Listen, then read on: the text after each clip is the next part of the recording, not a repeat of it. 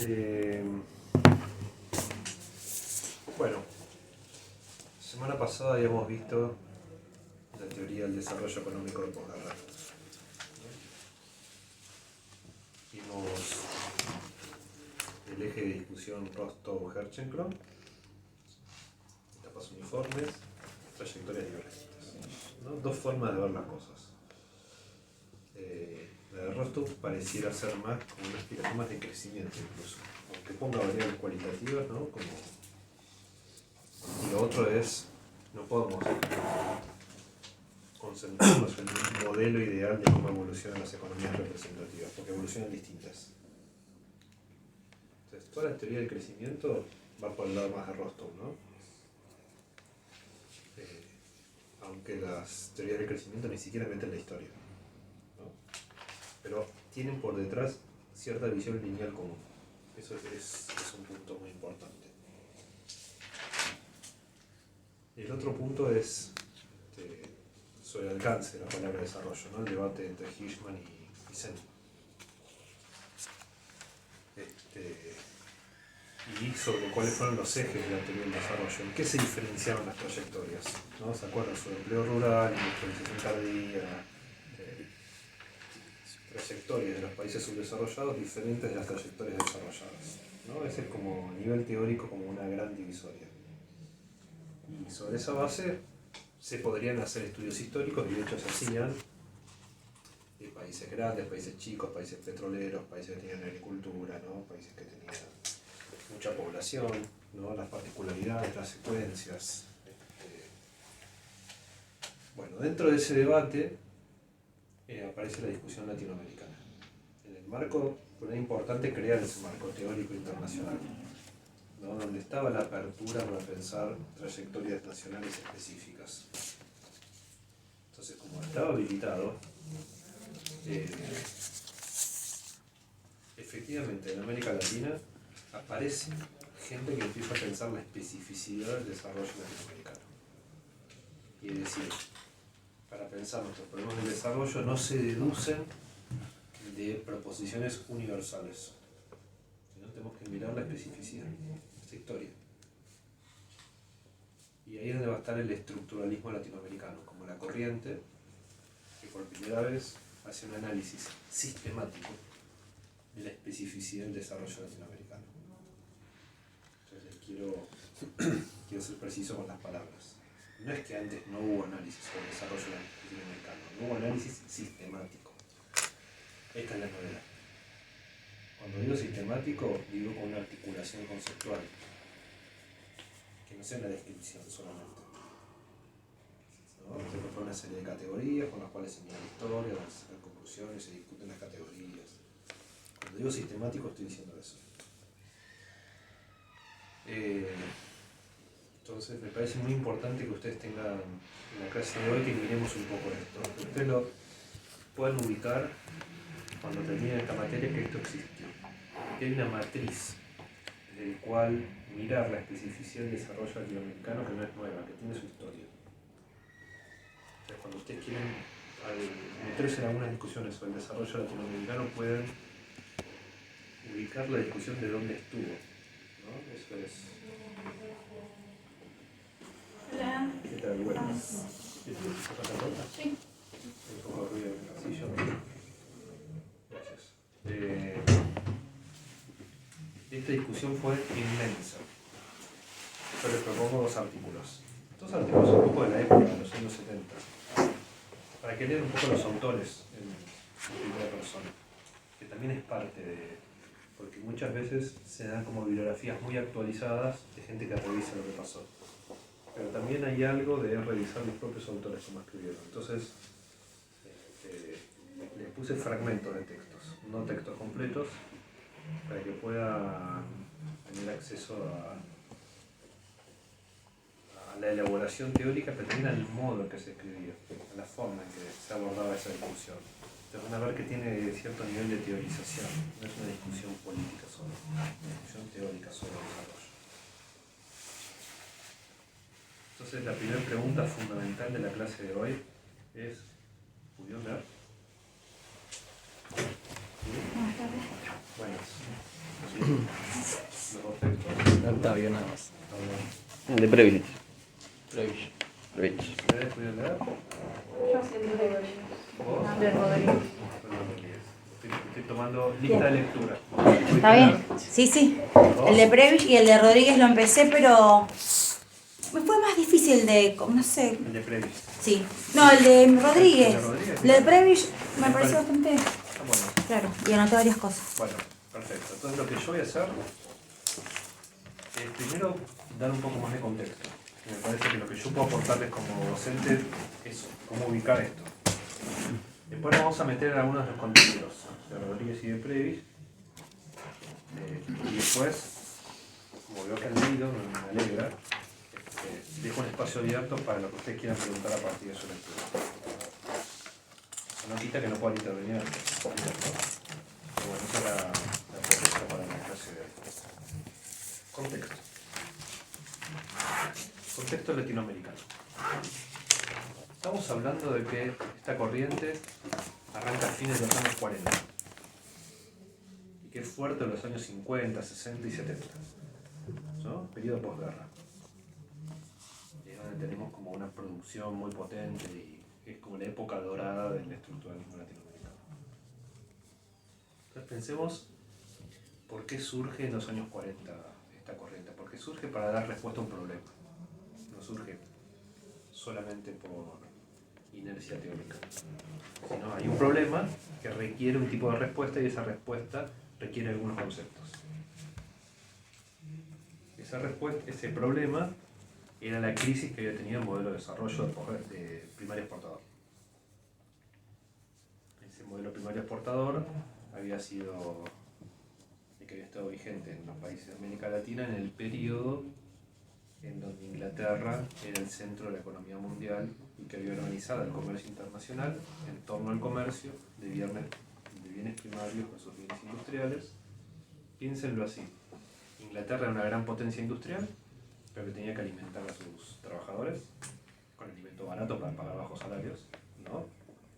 Y no tenía mucha tierra. Tenía que producir en tierras muy malas, el alimento era caro.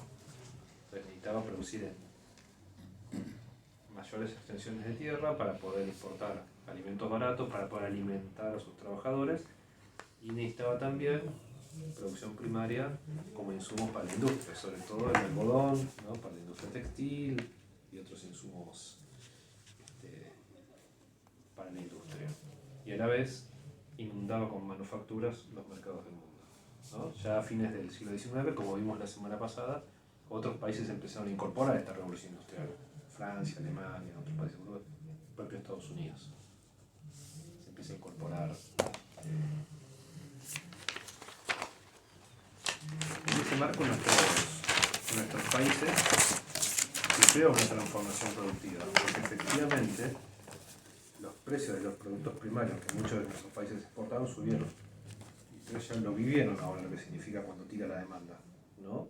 Hay un incentivo muy fuerte para que crezca la producción de esos bienes. Y además se daba la particularidad de que Inglaterra no solamente importaba bienes primarios, sino que invertía en nuestros países. Por ejemplo, los ferrocarriles y los frigoríficos eran ingleses. Entonces uno mira cómo fueron trazados los ferrocarriles y fueron trazados desde el interior de las zonas productivas hacia el centro para sacar los bienes primarios, ¿no? En función de sus propios intereses. La inversión en infraestructura abarataba el proceso productivo propio de Inglaterra. Y lo mismo los frigoríficos, ¿no? Para poder exportar la carne se requería. Y así fue pasando en varios países, que en algunas actividades se empezó a producir en actividades donde empezó a haber inversión, porque había demanda, ¿no? Había mercado, y había una complementariedad muy fuerte. Entonces, fueron momentos donde algunos países crecieron mucho. Y convivían estas actividades de exportación de cierta envergadura con una serie de actividades de muy baja productividad, ¿no? Ahí se empieza a armar la Argentina pampeana y la Argentina extrapampeana, ¿no? Y podemos decir, hay un centro-periferia dentro de Argentina, no solo en el mundo, sino que se empieza a armar esta riqueza de la tierra pampeana, esta infraestructura inglesa vinculado al mercado internacional. Y el puerto, ¿no? Para controlar los impuestos. Todas estas cuestiones de historia que ustedes ya conocen. Entonces, sin embargo, bueno, ¿hay silla para él? ¿Hay una silla ahí, no? Sí. Llegamos al límite de sillas, ¿no? Sí. Sí. Tendrá que salir a rescatar. Por allá. Bueno, empiezan los problemas. Todo maravilloso, ¿no? Problemas, primero internos. El reparto de la renta de la tierra es desigual. Y hay un movimiento de clases medias que quieren aspirar a una mayor integración social, ¿no? Entonces ya al fin del modelo primario exportador, acá en el país ya hay conflicto social, ¿no? Porque ese aumento de la riqueza, hay sectores que quieren que sea repartido de otro modo, ¿no? El radicalismo de Irigoyen es la expresión un poquito de ese movimiento, y empiezan los problemas políticos internos por la disputa por el excedente de los beneficios del modelo primario exportador. Pero al mismo tiempo, a nivel internacional, en los países del centro empiezan las guerras. Empieza la Gran Depresión, la crisis del 29, y del mismo se interrumpe el comercio.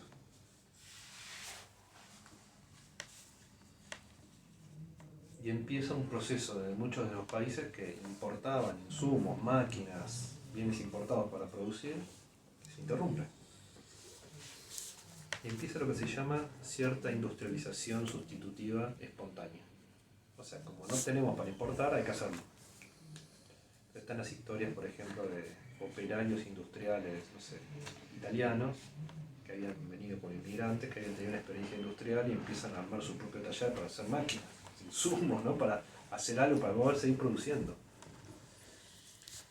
Muchos de los que empiezan a cierta capacidad industrial no eran de la clase del poder de la oligarquía terrateniente, del poder primario exportador, ¿no? Eran inmigrantes, no eran de la élite, ¿no? Y se empieza. Y tenemos una década y pico hasta el fin de la Segunda Guerra Mundial de mucha crisis e incertidumbre para colocar las exportaciones de bienes primarios. Entonces, hay algo que se empieza a romper ahí, del viejo modelo primario exportador, y empiezan las preguntas sobre el futuro. Y termina la Guerra Mundial. Entonces emerge la siguiente pregunta, ubíquense en el tiempo. Fuimos un país que creció mucho con el modelo primario exportador, con conflictos, pero que creció mucho. Esto se interrumpió por la guerra y la depresión económica. Se restablecen las condiciones de normalidad. ¿Tenemos que volver al modelo primario exportador o tenemos que profundizar la industrialización? Esa es la pregunta. ¿Cómo se responde esa pregunta? Bueno, los viejos actores del modelo primario exportador tienen una respuesta. Tenemos que seguir ahí porque son los actores dominantes, ¿no? ¿Qué queremos? Instituciones que nos devuelvan la centralidad, ¿no? Que nos permitan seguir exportando libremente sin pagar impuestos, o pagando pocos impuestos, ¿no? Sería básicamente el planteo. Esa es una respuesta política. Y luego una respuesta teórica. ¿Qué decía la teoría? Bueno, la teoría dominante, que era la que se estudiaba en las universidades, con la cual estaban formados los economistas del país, todavía no aparecía esta nueva teoría del desarrollo. Estamos en el momento previo. ¿Me siguen el libro, no? Sí, sí. Me paran cualquier cosa, si voy un poco rápido, me paran, porque es importante todo el hilo. Las teorías neoclásicas del comercio internacional, ¿ustedes ya las vieron? ¿No vieron comercio internacional? Todavía no llegaron, ¿no? Bueno, ya van a llegar a la teoría de comercio internacional. Yo les cuento el final de la materia. La teoría neoclásica del comercio internacional, en esa época muy fuerte, dice que si cada país se especializa en lo que está relativamente mejor dotado, el que tiene más trabajadores en bienes intensivos de trabajo, el que tiene más capital en bienes intensivos en capital, y el que tiene recursos naturales más en bienes intensivos en recursos naturales, se alcanza la máxima eficiencia del sistema y hay una convergencia de ingresos entre todos los países.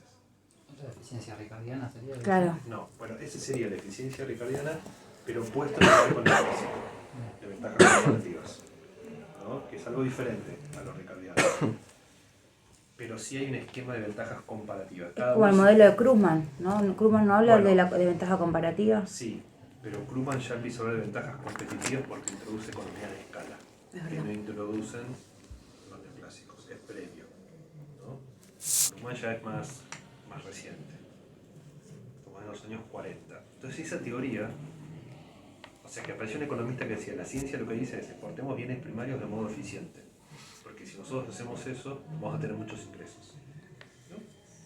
Entonces la teoría y la política. Bueno, hasta ahí era la respuesta que aparecía. Pero no es la respuesta que prosperó. Todos sabemos que esa no fue la respuesta que prosperó. Prosperó otra respuesta, que fue la industrialización sustitutiva, el modelo de industrialización sustitutiva. Todos sabemos que pasó eso. Entonces, ¿qué pasó? Ahí tenemos un saltito. Y no hay tal cosa como una política sin una teoría, sin un fundamento, sin un marco, más o menos sistemático, una idea que se pone en juego en la política. Entonces lo que cambió fue la idea, que tenía este trasfondo internacional que dijimos, de las teorías del desarrollo en los países desarrollados que veían la propia crisis de los países desarrollados como una crisis ya teórica. Los propios países desarrollados ya va a aparecer lo keynesiano, ¿no? El modelo neoclásico empieza a ser cuestionado en el centro. Y eso, como dijimos, habilitaba una crítica más profunda sobre el subdesarrollo.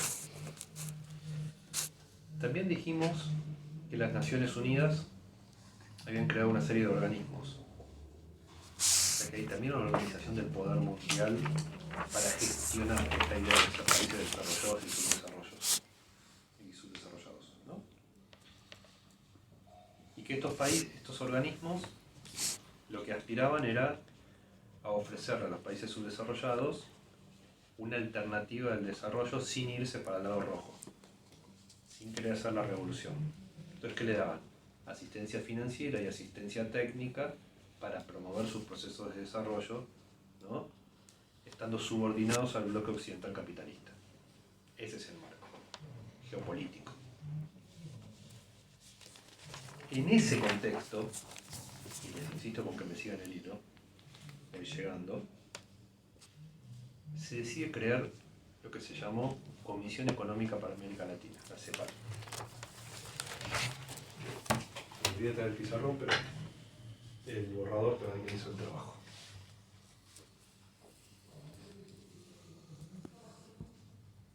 Comisión Económica para América Latina, organismo de Naciones Unidas. ¿Para qué fue creado la CEPAL? Fue creado, así como se daba asistencia técnica para promover la tecnología, por ejemplo, tecnologías agrícolas para que el campo produzca más eficientemente, y financiamiento para financiar los procesos de inversión, este tipo de organizaciones lo que querían dar era asesoramiento a los gobiernos para poder empezar a organizar un Estado moderno, para poder tomar decisiones. Por ejemplo, tener sus propias estadísticas, tener sus procesos contables, ¿no? En estados modernos que no estaban plenamente constituidos. Entonces la idea de esta comisión económica era empezar a dotar al Estado de capacidades, ¿no? Para poder tener información y para poder tomar decisiones de un modo más consistente. Es un organismo técnico, ¿no? De asistencia técnica. Ahora, cuando van a crear este organismo, algunos gobiernos de América Latina nacionalistas, ya estamos también en un periodo de los años 40 de gobiernos nacionalistas, Perón, Vargas, Cárdenas en México, ¿no?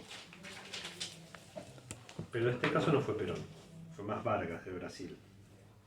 Y otros gobiernos quisieron intervenir sobre este organismo para que no sea simplemente un organismo técnico, sino darle un contenido más político, de un lugar que pueda servir para crear pensamiento que sea autónomo de Estados Unidos, que no sea una mera cuestión técnica, sino un organismo que piense la cuestión del desarrollo. Y ahí se dio una disputa. entre la posición de Estados Unidos y la posición de ciertos gobiernos nacionalistas, y se impuso estas posiciones nacionalistas.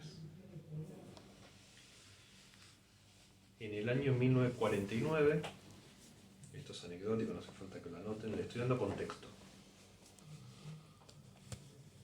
Se llama la Conferencia de la CEPAL de La Habana, Cuba. En Cuba todavía previo a la Revolución. La Revolución era una década después, 1959. Llaman a un economista argentino, Prebisch, para que en la Conferencia de La Habana presente el informe de la CEPAL sobre América Latina. Que es la primera vez que se iba a dar un informe sobre toda América Latina. Cada país tenía sus informes, pero una visión sistemática de toda América Latina, un diagnóstico, ¿no? Lo llaman a Prebisch, que era un economista argentino bastante prestigioso, que había estado en tareas de planificación en Argentina, que tiene una formación primero bastante ortodoxa, como era la que había en el país en ese momento, que había sido secretario general del primer Banco Central de la Argentina en el año 35, que había sido funcionario en los años 30, a principios de los años 40, que había armado un equipo de planificación del Estado, ¿no? Entonces era un tipo que ya estaba como involucrado en estas cuestiones, y que había viajado un poco por América Latina para asesorar a los gobiernos, con lo cual ya tenía cierto conocimiento y a él se lo conocía. Entonces se presenta en el año 1949 este documento que se llama El desarrollo de América Latina y algunos de sus principales problemas. Así se llama el documento. Él escribió el primer capítulo y una serie de informes después sobre todos los países. Y ahí se produce un acontecimiento político, teórico, que Prebisch ahí presenta una respuesta distinta a la pregunta, al problema que yo les dije. ¿Se acuerdan la pregunta, no? Modelo primario exportador. O desarrollar. ¿No? Pero el tema es que da una respuesta con nuevos fundamentos en un escenario donde de alta visibilidad. ¿Qué dice Prebisch en ese documento? Dice primero que la teoría que explica que si todos se especializan en lo que están relativamente mejor dotados van a converger es falsa. Y eso lo demuestra la experiencia histórica, ¿no? Que los países industrializados y los países que producen bienes primarios tienden a diverger, ¿no? O sea que esa teoría en la práctica no funciona. O sea que hay un problema en la división del trabajo, entre los que se especializan unos y los que se especializan otros. Entonces hay un problema teórico. Pero más interesante todavía de ese problema es un problema histórico. El problema histórico es que está cambiando el funcionamiento de la economía mundial. Inglaterra está dejando de ser el centro de la economía mundial y el centro se está desplazando hacia Estados Unidos. Y Estados Unidos es una economía que es la principal potencia agrícola del mundo. Y además es una economía cerrada, que se industrializa hacia adentro, porque tiene un enorme mercado interno. Entonces Estados Unidos no organiza la economía mundial para el intercambio de bienes primarios versus bienes industriales. ¿Ven el punto? Sí. Entonces que no solo que teóricamente lo que está planteado tiene problemas teóricos, sino que históricamente cambió el mundo. Y que aunque quisiéramos, no es viable. Volver a repetir los resultados del modelo primario exportador. ¿Ven el punto, no? Sí. Que tiene fuerza el argumento.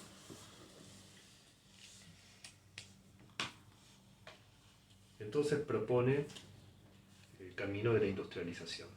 Pero ya no es la industrialización que había ocurrido un poco espontánea, sino inducida por la planificación del Estado.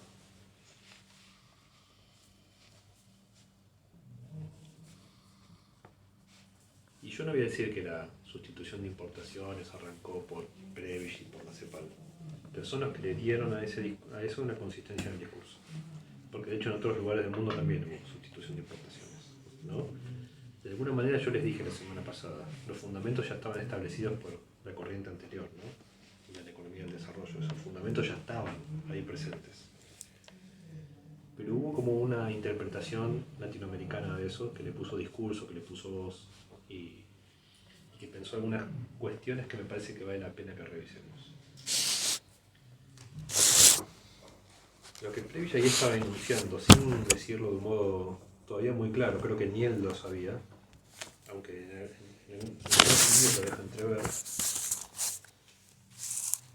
que estaba proponiendo un método, lo que más tarde se llamó un método histórico-estructural. Y el estructuralismo es la puesta en práctica del método histórico-estructural y de una teoría estructuralista. ¿En qué consiste este método histórico-estructural? Es pensar estas dos dimensiones. Lo estructural es la dimensión mundial. Por ejemplo, lo estructural a fines del siglo XIX es que Inglaterra era el centro y el resto de los países eran la periferia según la modalidad que imponía el centro, ¿no? Eso es lo estructural de ese momento, que todos los países forman parte de una estructura mundial definida por estas relaciones. Pero que hubo un cambio en esa estructura mundial cuando Estados Unidos emerge. Y eso cambia las relaciones con los países, con el resto de los países. Eso es lo estructural, la dimensión. Y la dimensión histórica es que a esas relaciones estructurales cada país llega de un modo diferente, con su propia historia. Entonces no es lo mismo como llega a Asia, como llega a África, como llega a América Latina, como llega a Europa, esta dimensión estructural. El análisis tiene que incluir estas dos dimensiones. Y fíjense una cuestión. Lo estructural es general, es mundial, pero lo histórico es particular. Entonces hay un cruce entre lo estructural y lo histórico que es único. Si uno mira América Latina en los años 40, es lo estructural de la época, pero la historia propia.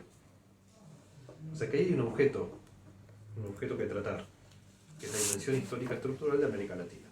Y lo que va a decir Prebisch, lo dice en ese documento, es que de eso se tienen que encargar los economistas latinoamericanos. ¿Qué es ser economista latinoamericano? Pensar ese problema.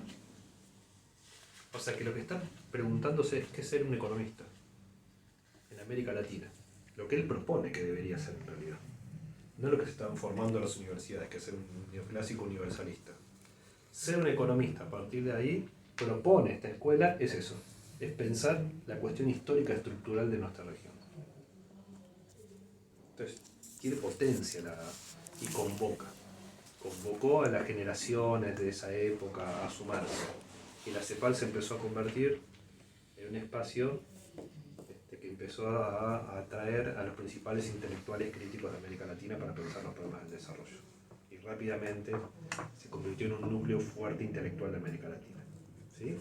Entonces, es un poco el contexto que no está en los textos que yo les di, porque no se termina de entender un poco sin estas cuestiones.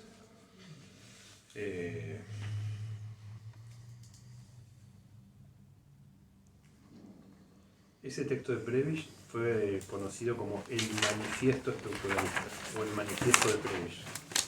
Si lo ponen en Google y lo quieren leer, ponen el manifiesto latinoamericano o manifiesto Prebisch en Google y les va a aparecer este texto, ¿no? Que es el desarrollo de América Latina y uno de sus principales problemas. El capítulo 1 de Prebisch donde dice estas cosas. Es un poco aburrido, un poco largo, escrito como se escribía en los años 40, que es distinto a la hora, pero está. El que quiera profundizar, son textos que tienen su peso histórico que vale la pena. Pero yo creo que si uno lee este texto sin conocer esta historia, uno no, a lo mejor ni se da cuenta de que está diciendo todas estas cosas, ¿no? Porque nada, es un texto, pero que tuvo... ¿Cuál fue? En esa disputa que había, yo les dije, entre las posiciones de Estados Unidos, más de ser un organismo técnico, y las posiciones de estos gobiernos nacionalistas, ese discurso le dio mucha fuerza al otro. Y durante 30 años la CEPAL fue ese espacio para pensar ese problema. Entonces no solamente hacía estadísticas, sino que de alguna manera legitimaba un conjunto de políticas. Para bien o para mal, ¿no? No estoy diciendo que eso funcionó bien, estoy diciendo que eso operó de esa manera. Entonces, fue un organismo de Naciones Unidas, pero fue también una escuela de pensamiento latinoamericana. Entonces ahí su potencia y su fuerza. De hecho, yo mismo sigo trabajando en una perspectiva estructuralista. Ese objeto que yo les acabo de decir, de pensar lo histórico estructural, yo me dedico a eso, porque creo que ser economista para mí es ser eso, ¿no? Es sabiendo que las respuestas que dieron los estructuralistas en los años 60 y 70 hoy no están vigentes, porque cambió nuevamente la estructura mundial. ¿No? Entonces uno dice, la industrialización por sustitución de importaciones fue la respuesta de ese momento. ¿No? Uno siendo estructuralista puede decir, esa respuesta de ese momento no es la que corresponde hoy, cuando hubo cambios en la economía mundial. ¿No? Eso vamos a ver en la segunda parte de la materia. ¿Qué significa hoy? Hay que repetir lo que se dijo, y hay muchos que se dicen estructuralistas que repiten, que dicen que hay que volver a ese modelo, pero eso para mí no es ser estructuralista. Es como repetir algo que fue para otro momento. Estructuralista es pensar lo específicamente del histórico en la estructura mundial de hoy. De hoy. Y eso implica pensar algo nuevo. Algo nuevo. Entonces, estos pensaron algo nuevo en su época. Entonces tiene un valor. Tiene un valor también, ejemplo, en el sentido de cómo se piensa un problema. Bueno, dicho todo esto, podemos empezar a pasar a ver algunos conceptos de cómo pensar el problema. Entonces, nos podemos apoyar ahora en Octavio Rodríguez. Ahí hace como una enumeración, ¿no? Sobre el sistema centro-periferia. El sistema centro-periferia es como la matriz que organiza ese pensamiento. ¿No? Entonces uno puede decir, la teoría estructuralista tiene esta matriz de que la especificidad del desarrollo latinoamericano es en relación a la dinámica del centro.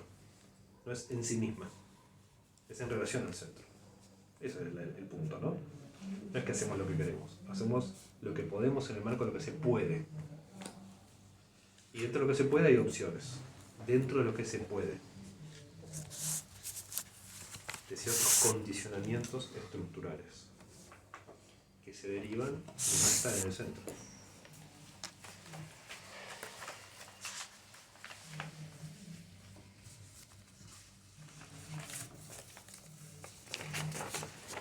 Bueno, yo voy pasando un poco por el texto de Rodríguez, los que leyeron y tengan alguna duda o quieren profundizar en algún aspecto.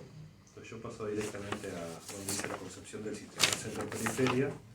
Sí. Y dice conformación y características estructurales. Sí, porque al principio el texto es como que habla del contexto más de Argentina, cómo estaba Argentina y los distintos planes. Vamos a ver, ¿cómo lo llama?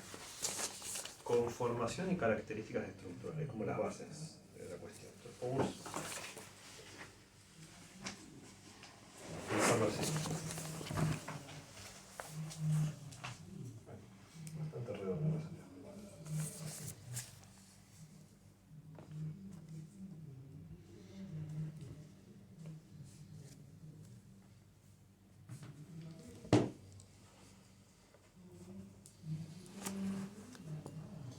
Llevemos este centro.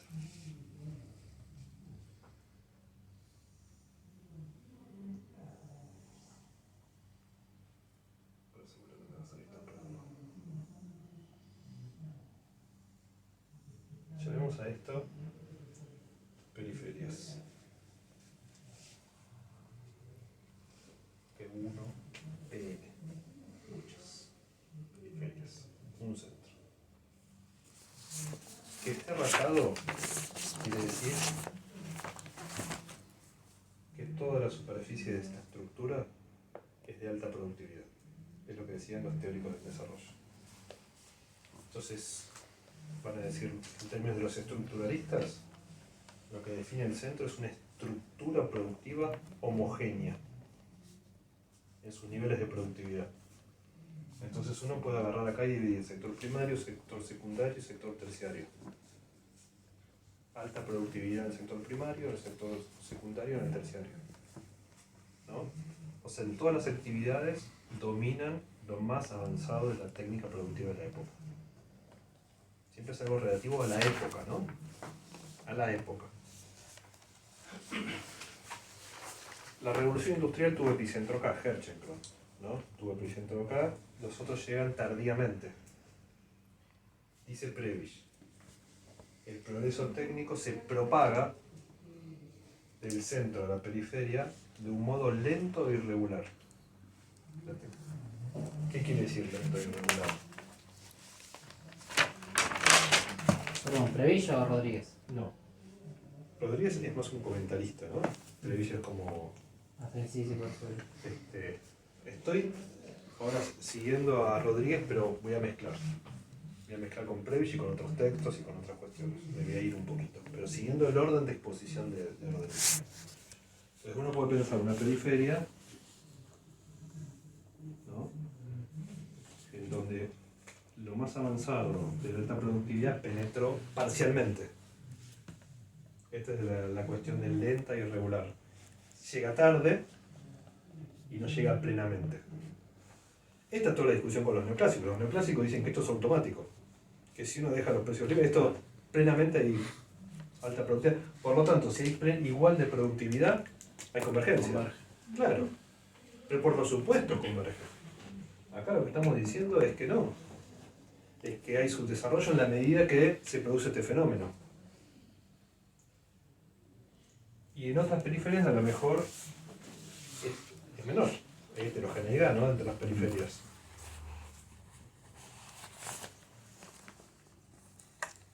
Desde acá se derivan un par de ideas importantes. Melina, Sí. yo cambié el texto de Rodríguez para este cuatrimestre. Es otro texto de Rodríguez. Ah, ¿me viste? Bueno. Por eso, igual son complementarios, ¿no? Porque es el mismo autor hablando de lo mismo, Ok, pero encontré otro texto que estaba un poquito más enfocado en lo que yo quería mostrar. ok. Pero igual suma ese texto también. Bien.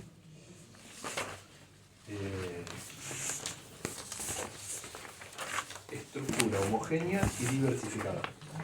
O sea que domina todas las actividades productivas con niveles altos de productividad. La periferia, ¿cómo es? Heterogénea. Heterogénea especializada. Claro, es heterogénea, baja productividad y alta productividad, y especializada en qué? En el intercambio con el centro. ¿Qué es esto de acá?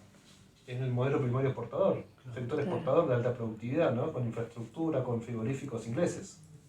¿Y esto qué es? El resto de las producciones extrapampeanas artesanales. Todavía no transformadas por la revolución industrial. Homogénea y diversificada, heterogénea y especializada. Esto es lo que Rodríguez llama conformación y características estructurales. Algunas cuestiones más. Me adelanto un poquito la dinámica que después la voy a meter. Fíjense que el sentido de que las economías de estos países están organizadas en torno a la demanda del centro. No tenemos una flecha acá. Eso es lo que llamaste hoy, como que en los países periféricos hay un centro-periferia adentro. Exacto. Uno podría llamarlo de ese modo, ¿no? Y de hecho existe. La idea de que el poder en nuestros países está, ¿no?, dentro de algunas regiones, ¿no? De hecho está clarísimo en nuestro país que eso funciona, que es parte del conflicto actual, ¿no? Es más, no me quiero, estoy tentado de meterme ahí en esa discusión, no quiero abrirla del todo, pero me arriesgo. Milei, en Capital y en el conurbano no le fue muy bien. Le fue muy bien en el interior. Claro. O sea que algo de esto hay. Que el interior encontró un porteño para discutir con los porteños. Usó un porteño para discutir con los porteños. Ahí va, ¿no? Eso. Cierro.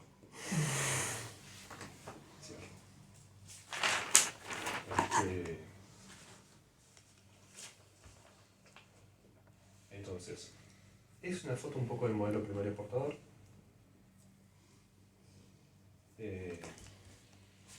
Y de la inserción de nuestros países tardíamente en la economía mundial.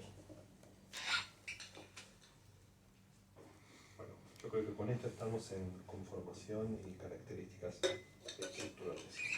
Pero esto nos trae mucho a Herrchen con esta cuestión. No es lo mismo en el proceso de industrialización desde acá que desde acá.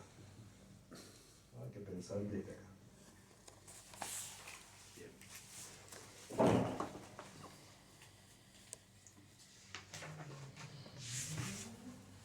Segundo punto, términos de intercambio y frutos del progreso técnico. Acá se va poniendo más interesante.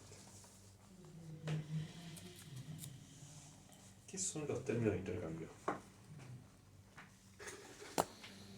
La división del trabajo. Los precios Sí, relativos son los precios de relativos de los bienes que Que producís importás. de lo que importás. Claro, es la relación de precios y lo que se importa y lo que exporta. Por ejemplo, si suben los bienes que nosotros exportamos, mejoran los términos de intercambio. Son los términos del comercio. Si suben los precios de los bienes que importamos, empeoran. Entonces, esta va a ser una tesis de Prebisch, que está acá expresando Rodríguez, pero está comentando algo que desarrolló Prebisch. De hecho, a tal punto lo desarrolló Prebisch que fue candidato al Premio Nobel de Economía por esta explicación. Fue el primer latinoamericano que no fue Nobel de Economía, pero que estuvo ahí como entre los que se nombraban que podían ser por esta explicación.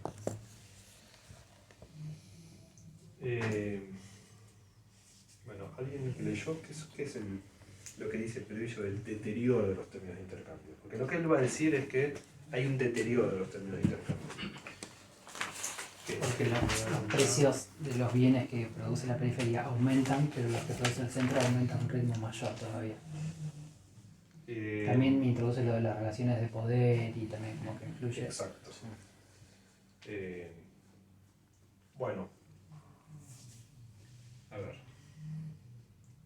Y una cosita, Sí. él dice que además ese aumento de los precios en los países centrales se da a pesar de que la productividad crece y crece más que proporcionalmente en los países desarrollados que en la periferia.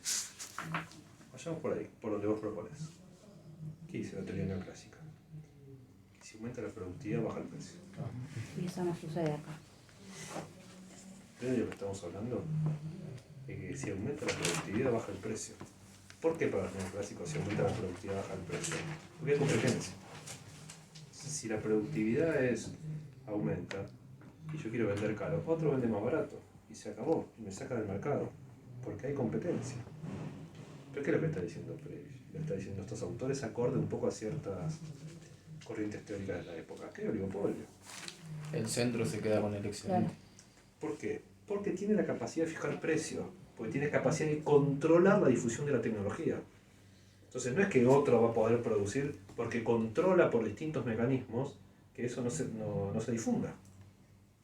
Y es quien se hace primariamente del incremento de la productividad. Por muchos mecanismos. Un mecanismo es porque tiene las capacidades de hacerlo que otros no tienen. Empezando por ahí, ¿no? Lo que significa desarrollar una escala de producción industrial en tecnologías de punta. Pero además porque empieza a gestionar esa no difusión. O sea, empieza a ejercer el oligopolio. ¿Qué pasa con la producción primaria? La productividad crece pero a un ritmo menor. Por un lado. Pero ¿qué pasa con la formación de los precios en la actividad primaria? Es poco, no son... Son tomadores de precios. ¿Por qué? Porque sí se acerca más a un mercado competitivo. Porque las tecnologías de producción agrícola están mucho más difundidas, en muchos lugares del mundo se produce, entonces hay un exceso de oferta que hace que un productor en particular tenga poca capacidad de fijar el precio. ¿Qué es lo que se diferencia en la actividad primaria? La distinta fertilidad de la tierra. Puede ser que alguno tenga una ventaja de costo porque tiene una tierra más fértil y tenga una ganancia extraordinaria, pero que no se refleja en el precio, se refleja en el costo. El precio está fijado por el mercado, pero la pampa húmeda tiene una ganancia extraordinaria porque tiene un costo menor. Dado el precio, cuando uno compara un mismo producto producido en la pampa húmeda y otro producido en el norte argentino, hay un diferencial de costos significativo, muy significativo. Eso da centro-periferia dentro de nuestro país, ¿no? Ese diferencial de costos. Pero en términos internacionales, el costo está fijado por el mercado. No es que los grandes jugadores de la pampa húmeda fijan el precio. Fíjense lo que quiere decir esto, que si en un momento hay una sobreproducción en Estados Unidos y hay un excedente de producción en Rusia y Ucrania de trigo, el precio del trigo argentino cae.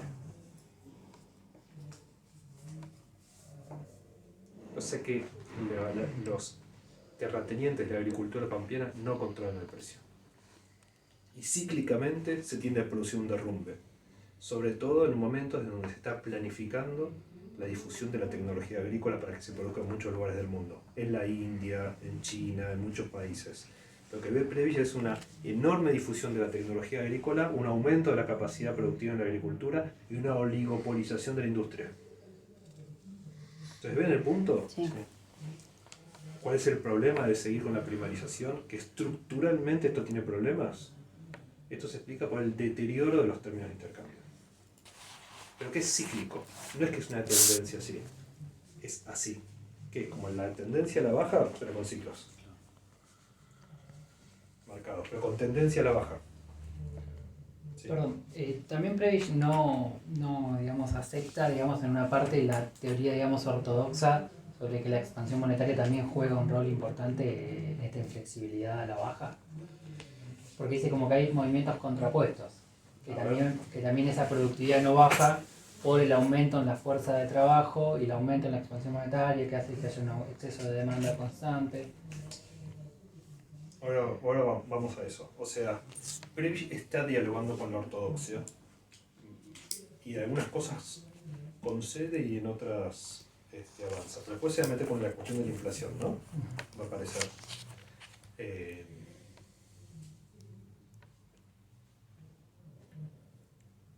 Sigo en la línea argumental. Estábamos acá en términos de intercambio y frutos del progreso técnico. Es un lenguaje que no se usa. Frutos del progreso técnico. ¿Cómo se dice eso hoy? Innovación. ¿Y frutos? Nadie habla de frutos del progreso técnico. Ganancias, Ganancias, rentas de innovación, ¿no? Es otro. Pero bueno, la idea es, aumenta la productividad. Eso genera una ganancia. ¿Quién se la apropia? ¿No? El progreso técnico genera ganancia económica. ¿Quién se la apropia? ¿Quién se apropia de la... Y lo que va a decir es que es muy claro que es la industria y no la actividad primaria. Pero no porque la actividad primaria no haya progreso técnico, a pesar de que, como recién dijeron, la productividad aumenta más fuerte en la industria que en la agricultura. Pero ellos va a sumar un nuevo argumento, que es que el deterioro de los términos de intercambio por razones de oferta, que son estas que dijimos, oligopolio versus competencia, se ve reforzada además por condiciones de la demanda de los bienes primarios y de los bienes industriales. ¿Cómo es el argumento? ¿Alguno lo leyó? ¿Le quedó el argumento de la cuestión de la demanda? La elasticidad de la demanda. Sí, la industria tiene una elasticidad más alta y puede responder mejor ante esos cambios en exceso de demanda. Claro, El agro no. ¿Y Es por más qué? inflexible y porque tiene tiempos de producción que son más inflexibles también. Además porque calculo que en esa época la productividad, ponele por hectárea, sería bastante fija. Y vos tenías una cantidad de tierras. Pero no es por ahí el argumento, porque es la elasticidad del precio en relación al ingreso de la población. O sea, lo que dice Prebisch es, cuando el centro aumenta el ingreso, consumen más bienes primarios, hasta que se satisfacen las necesidades que están asociadas a los bienes primarios, que son sobre todo la alimentación. Pero una vez que están alimentados, cuando les crece el ingreso, su canasta se diversifica y cada vez más Consumen bienes bienes más industriales facturados. y menos bienes primarios. Entonces la relación entre ingreso y precio, la elasticidad precio-ingreso, es baja. En cambio, los bienes industriales, cuanto más aumenta el ingreso del demandante, más demanda Más consumo. de su canasta, ¿no? Entonces no solamente hay factores de oferta, también están los factores de demanda. De un lado y del otro tiran los precios para lugares distintos.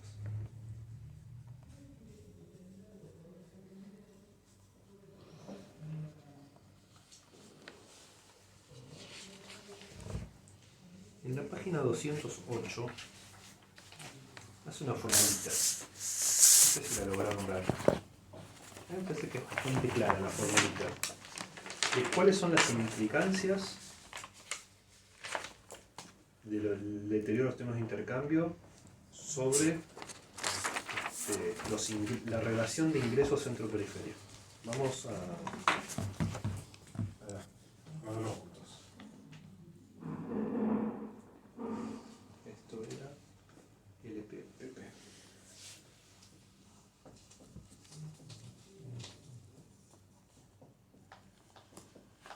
¿Qué quiere decir esto? ¿Alguien lo pudo leer? ¿Lo puedo ver?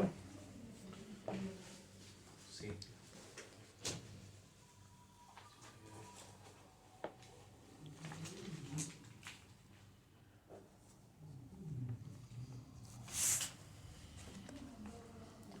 Sí, explicaba, digamos, justamente la caída en el término de intercambio, ¿no? Porque uno era la productividad de los precios de los bienes primarios, No, la productividad de los bienes trabajo. primarios La del trabajo productividad- por el precio del bien. Era. Exacto. L es la productividad de labor, trabajo.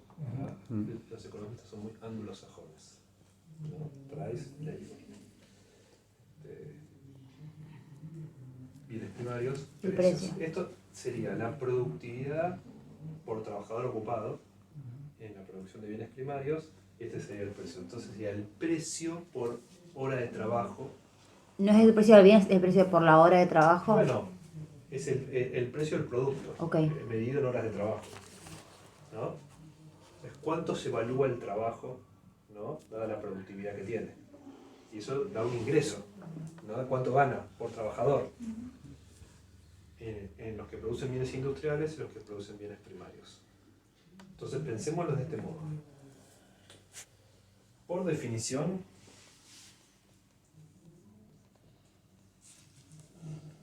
¿no? Por definición, la productividad crece más en industria. En la industria que en Sí. los Entonces, bienes primarios. te voy a decir de este modo, para que sea más claro. Olvidémonos de los precios. ¿Qué va a resultar de I? Así, olvidémonos de los precios. ¿Qué resulta de I? Ser cada vez menor. Ser menor. O sea que los países desarrollados van a ser cada vez más ricos. ¿Pero qué diría un neoclásico a todo esto? Está bien, si son más productivos. ¿Cuál es el problema? ¿Cuál es el problema? Es que los países subdesarrollados son poco productivos. ¿Cuál es la solución? Ser más productivos. ¿No? ¿Sería así? Pónganse a trabajar, dejen de llorar, aumenten la productividad del trabajo, sean más eficientes. Si son más eficientes van a ser más ricos. Es un problema de productividades. Bueno, esto es lo que hay que discutir. ¿Qué dice Prebisch? Que todo eso podría ser así si no apelara al deterioro de los términos de intercambio, pero dado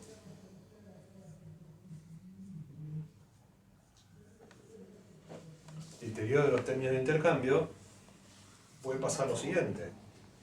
Acá necesitaría otro color y un traje. Podría pasar que esté pasando esto, que la tasa de crecimiento de esto aumente, pero como hay deterioro de los términos de intercambio, esto baje.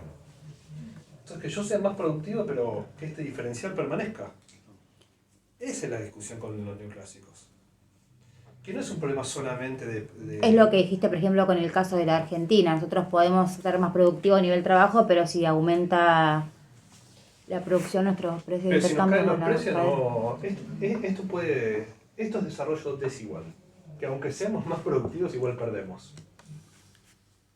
Entonces, dado esto, deterioro de los términos de intercambio, la implicancia muy fuerte es que no se trata de aumentar la productividad, se trata de cambiar el patrón de especialización en el que yo aumento la productividad. Es donde yo ubico el aumento de productividad. ¿Dónde oriento? ¿Hacia dónde? Hacia la industria. No hacia los bienes primarios. Este es un patrón de especialización empobrecedor. Fíjense que son argumentos fuertes, ¿no? Los neoclásicos decían que era poco científico, ¿no? Imagínense toda la discusión. Estamos hablando de los años 50.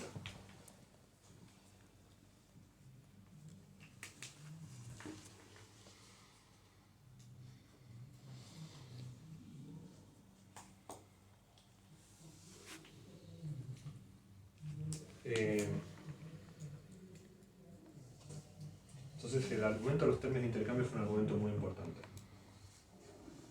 Porque rompe la idea de neutralidad de los precios. Y lo involucra como un mecanismo a partir del cual hay una transferencia de excedente de la periferia hacia el centro. Pero que tiene que ver con el poder en el ejercicio del comercio internacional, no con la productividad.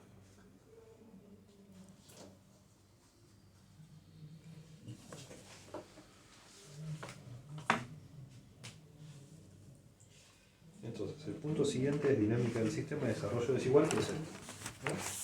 Este es el desarrollo desigual. Esto de acá, está ahí.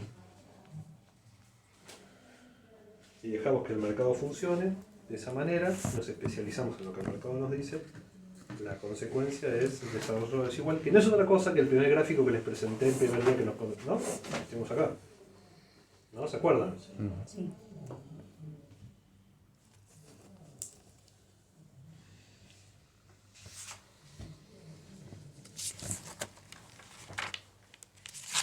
Bueno, luego habla de desarrollo hacia adentro. Fíjense que, si bien dice muchas cosas, la industrialización va a suponer también, de alguna manera, romper el impulso de la demanda externa como impulso principal y empezar a pensar en la demanda interna. Entonces, aparecen acá procesos distributivos para crear una demanda interna para una industrialización.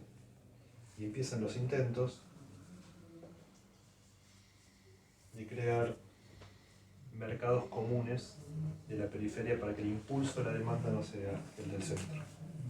Y empezar a desviar la demanda de bienes industriales del centro, ¿no?, en mercados comunes. Hubo intentos del mercado común latinoamericano, pero que no terminaron nunca de prosperar. Pero es una tragedia el desarrollo latinoamericano. Esto, en definitiva, tampoco nunca terminó de prosperar. En los años 60 se hablaba de subimperialismo de Brasil. O sea, no solamente el imperialismo de Estados Unidos, sino Brasil imponiendo condiciones centro-periferia dentro de América Latina.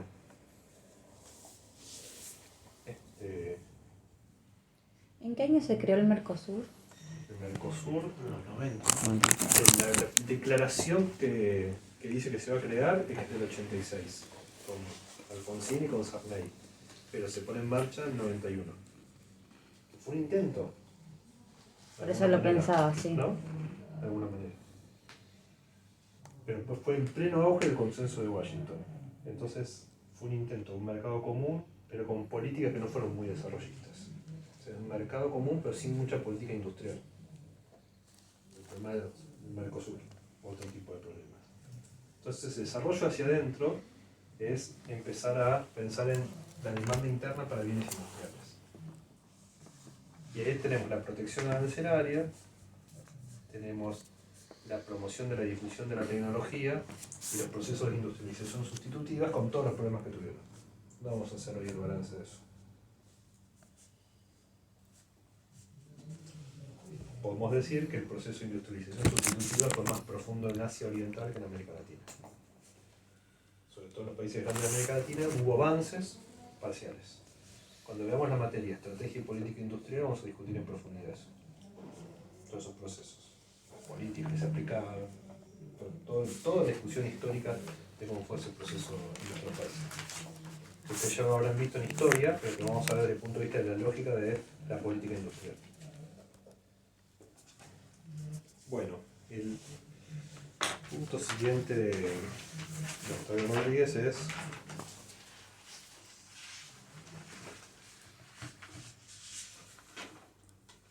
contradicciones de la industrialización en la periferia.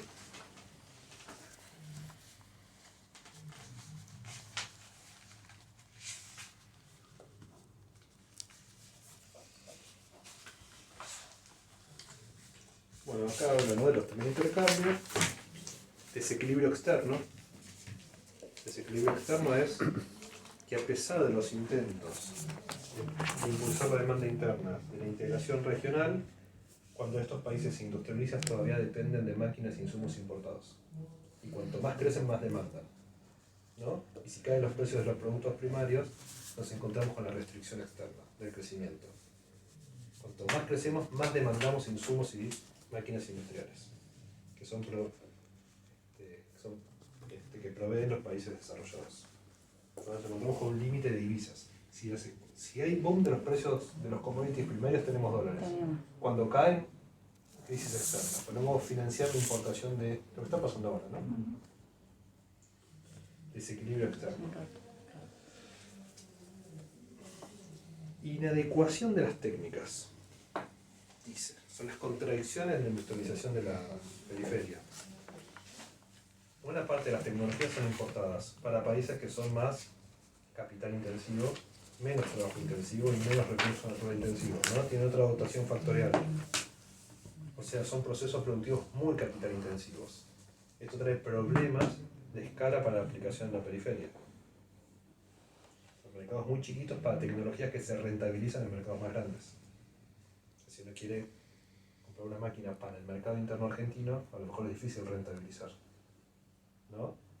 Se requeriría a lo mejor técnicas más trabajo intensivas. Entonces ahí, sobre todo en algunos países de América Latina muy mano de obra intensivos, esta idea de la técnica incorporada en bienes de capital de mucho porte, muy caros, es un límite. Pero vayamos a lo más importante, que lo dice al pasar Octavio Rodríguez, pero que es para mí lo más significativo del análisis.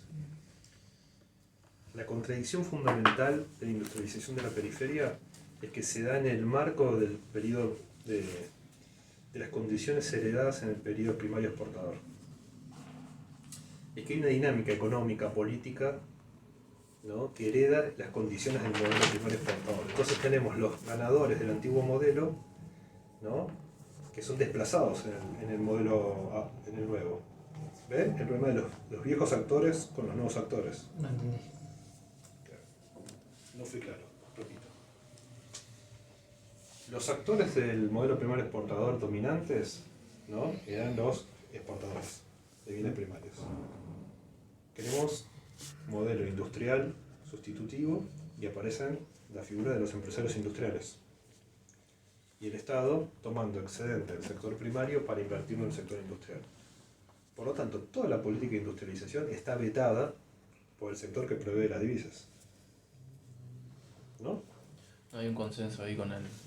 No hay un consenso con actores muy potentes, muy poderosos, que no solamente fueron poderosos en su momento y tienen recursos para un montón de cosas, sino que son los que todavía proveen las divisas.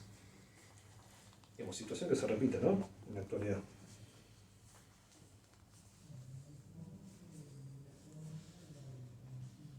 Entonces, parte de las instituciones, de la forma de pensar, de la lógica, de las costumbres, tienen que ver con la existencia de ese modelo anterior, que condiciona el modelo actual.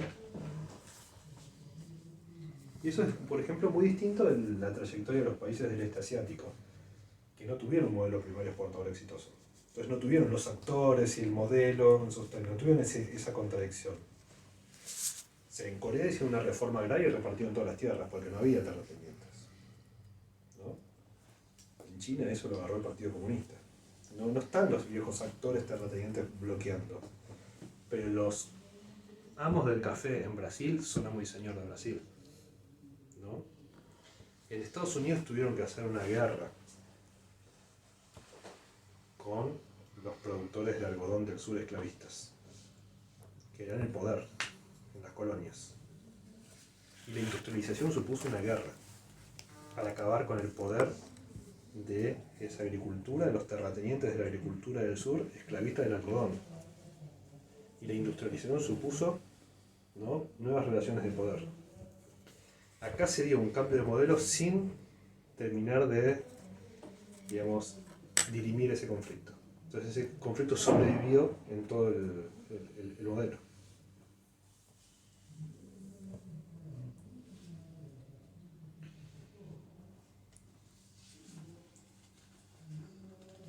Bueno, el último punto que habla Rodríguez es políticas de desarrollo y planificación. Que es toda la orientación estratégica del Estado, ¿no?, movilizando los recursos en esa dirección. la semana pasada en el sentido de protección y promoción. Ahora, para la CEPAL hay una distinción muy interesante entre la CEPAL y el peronismo sobre el papel de la agricultura. Para la CEPAL había que industrializar toda la estructura productiva. O sea, que había que meter industria en la agricultura. No es que había industria contra. Había que industrializar. Ahora, ¿qué pasa cuando uno industrializa la agricultura? Expulsa gente. ¿Esa gente dónde va? ¿Qué dice la CEPAL? A la industria. ¿Qué tiene la industria de diferente? No solo que el aumento de productividad es más fuerte, ¿no? Sino que tiene la capacidad de aumentar la productividad y tomar empleo. Mientras que la agricultura, cuando aumenta la productividad, expulsa. Pero lo estratégico de la industria es porque permite compatibilizar el aumento de la productividad con el aumento del empleo. Y ese es el cambio estructural. Aumento de la productividad con aumento de empleo, de alta productividad. Es el pasaje, ¿no? De gente que la expulsamos de la agricultura porque la industrializamos, gente de baja productividad, que pasa a ser absorbida por una industria que tiene una productividad creciente. Ese es el proceso de desarrollo. ¿Se ve? No, de vuelta. Vamos a ver. No estoy diciendo que lo que diga la CEPAL, lo que dice Previ sobre esto sea verdad. Estoy diciendo el argumento que ellos dan. Ellos dicen, tenemos que industrializar la industria. ¿Qué quiere decir industrializar la industria? Tecnificar más. Aumentar la productividad con nuevas tecnologías, formas de organización, infraestructura, hacer una industria más productiva.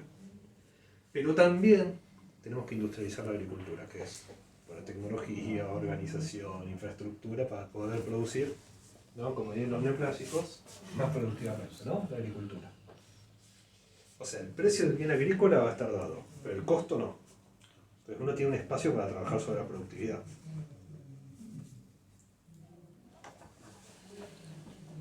Ahora, cuando metemos tecnología y productividad en la agricultura, dice la CEPAL, se expulsa gente de la agricultura, los campesinos. ¿Qué son los campesinos? ¿No? Los que trabajan más ligados a una forma tradicional con la tierra, ¿no? Con los métodos tradicionales. Las formas ancestrales, está pensando en América Latina, ¿no? Formas. Entonces cuando uno mete un tractor, ¿no?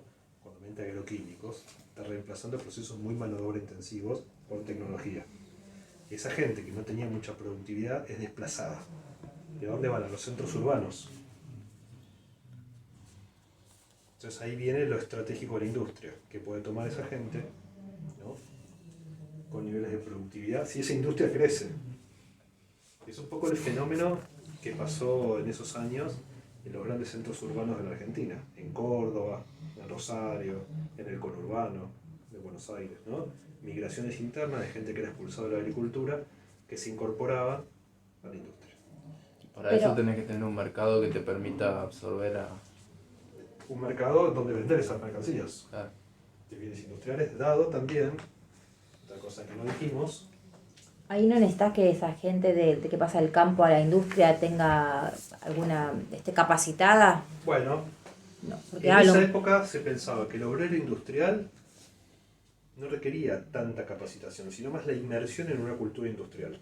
O sea, ir a trabajar en un lugar donde le decían lo que tenía que hacer y obedecer, disciplinarse, ¿no? Un obrero tenía que cumplir el horario, cumplir las tareas, más que formarse él, a lo mejor con la primaria alcanzaba, ¿no? Pero un obrero industrial era alguien que se incorporaba a un sistema que era eficiente. Lo que tenía que era integrarse y obedecer, integrarse a esa forma de trabajo y aceptarla, ¿no? Y eso chocaba con culturas de países en donde estar 8 horas bajo un capataz que le decían exactamente cada movimiento que tenía que hacer no era simple, ¿no? La idea de crear un obrero industrial no era algo natural necesariamente. En muchos países era disciplinar al obrero para que se adecue al plan, era un problema. Y eso es lo que estaba construido en los países desarrollados.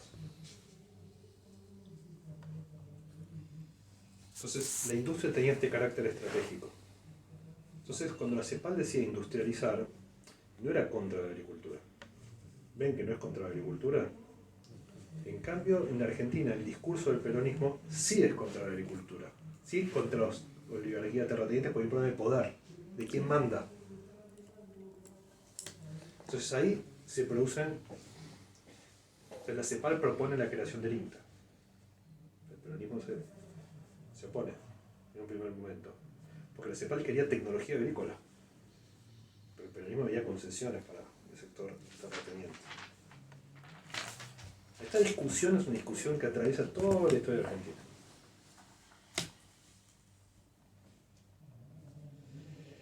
Claro, se discute la productividad sin discutir la propiedad de la tierra.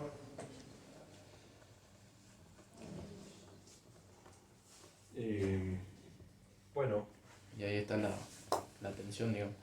es cierto, es un buen punto el que vos traes, pero, digamos, no es que no se discutía la propiedad de la tierra, se discutía en función de la productividad, ¿no? De hecho había propuestas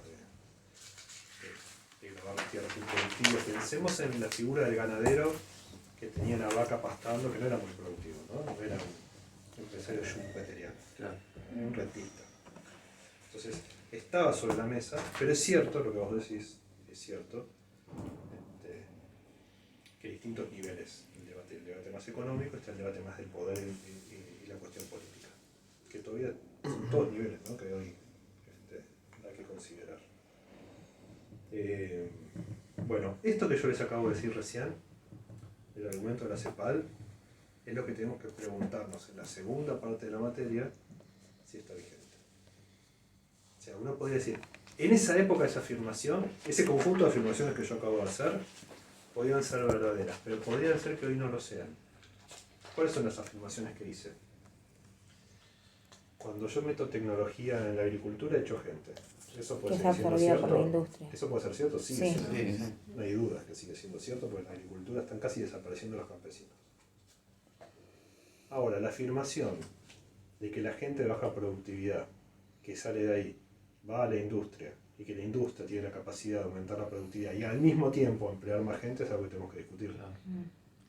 Porque a lo mejor lo que está pasando es que algunos segmentos de la industria, tal vez no toda, pero algunos segmentos de la industria hoy operan de la misma forma que operaban el sector primario, que cuando uno mete tecnología echa gente. Claro. ¿Que dónde son absorbidos esa gente que se va a la agricultura si la industria expulsa? Servicios. De baja productividad a lo mejor, que no son necesariamente de alta productividad. ¿No? Lo que vemos es las periferias de las grandes ciudades antiguamente industriales llenas de gente trabajando en el sector servicios de baja productividad. Esa es la desindustrialización, ¿no? Entonces, uno puede tener el planteo de dónde están los sectores con potencial productivo, pero no tener esta distinción entre lo industrial y lo primario del modo que estaba pensando así, porque a lo mejor eso cambió. Pero la matriz teórica a lo mejor sí, hay sectores en donde hay deterioros términos de intercambio, pero a lo mejor ya no están objetivados en industria y sector primario.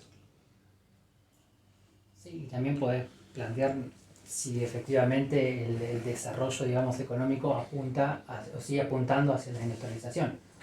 Actualmente la mayor cantidad de los países del centro tienen más peso en el sector terciario que en la industria. Bueno, bien. Es un proceso de terciarización bastante... Sí, son los temas que vamos a trabajar.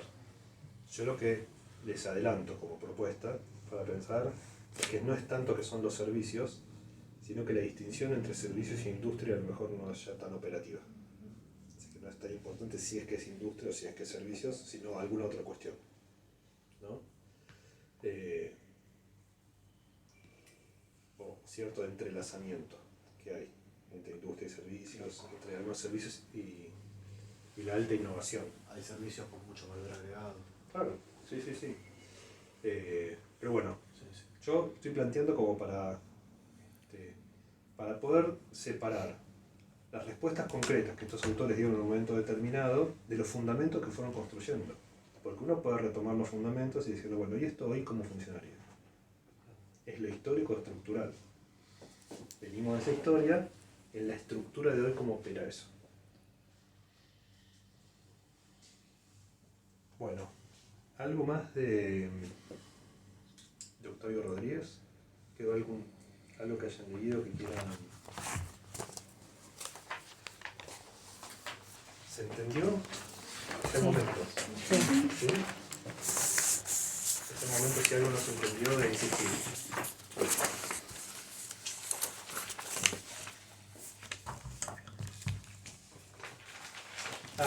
Bueno, esto lo podemos ver con Prebisch, lo de... Ahora pasamos a Prebisch.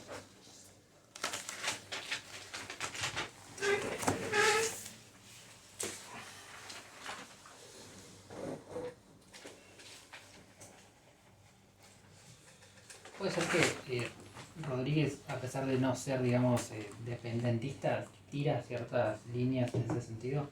Sí, los años 70, ese pensamiento estructuralista va evolucionando, acorde evoluciona el contexto histórico. Entonces, la cepa del estructuralismo eran muy fuertes en los años 50 y 60, pero ya a fines de los 60 empieza en América Latina un proceso de radicalización política, donde juega un peso muy fuerte la Revolución Cubana, y donde esa discusión centro-periferia empieza a ponerse en diálogo con una lectura más de izquierda, no tanto desarrollista, y empieza a aparecer la teoría de la dependencia, ¿no? Que supongo que yo de alguna manera todos saben de qué estoy hablando, o más o menos. Sí. Sí. Que eran más pasar de centro-periferia a las categorías, no del centro, sino del imperio, ¿no? Del imperialismo, que era Estados Unidos, ¿no? Por eso la Revolución Cubana. La teoría de la dependencia afirmaba que el subdesarrollo era consecuencia de una causa que era el imperialismo. O sea que nuestros países no se desarrollaban porque estaban oprimidos por el imperio. Entonces, la posibilidad del desarrollo tenía como condición necesaria romper los vínculos con el imperio. ¿Cuáles son los vínculos con el imperio? Los vínculos comerciales, comprar y vender, los vínculos con las empresas, la inversión extranjera directa, y los vínculos políticos. Solo en ese marco era posible emprender procesos de desarrollo. Entonces, muchos de estos dependentistas eran hijos de estos estructuralistas, generacionalmente, pero radicalizaban centro-periferia, no como estos que decían tenemos que exportar con más productividad, con argumentos más económicos, ¿no? Sino con las armas en la mano.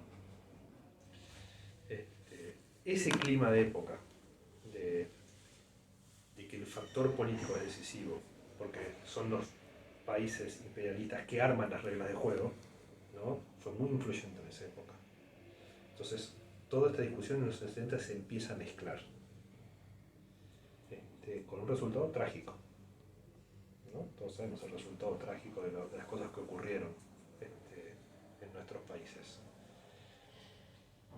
Y en parte esa teoría de la dependencia se demostró en parte como falsa, porque países que rompieron con el imperialismo no necesariamente se desarrollaron, como el caso de Cuba, que efectivamente es un país independiente, ¿no? O sea que logra el objetivo de la independencia, pero que eso no implica necesariamente desarrollo, y vuelve todas las explicaciones de, claro, Cuba siendo un productor primario, ¿no? Que no logró incorporar tecnología, que no logró hacer las cosas que el propio estructuralismo decía, rompe en términos de dependencia, hace la revolución, logra fijar sus propias reglas de juego, pero eso no implica necesariamente el desarrollo.